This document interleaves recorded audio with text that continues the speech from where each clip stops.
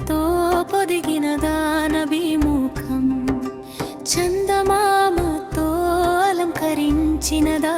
రూపం మధురమైన రాగము ఎల్లప్పుడూ మధురమైన గానమై మనసులో నిలిచింది స్వర్గపురాజువైనా ఓ సుగంధ పరిమళమో నీపై ప్రేమతో ఈ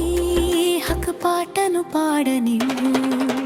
చీకటి నిండిన ఈ భూమిపై వెలుగునిచ్చే త్వదూత మీరు 23 ఏళ్ల కాలంలో స్వచ్ఛమైన వెలుగును నింపిన పుణ్యమూర్తి మీరు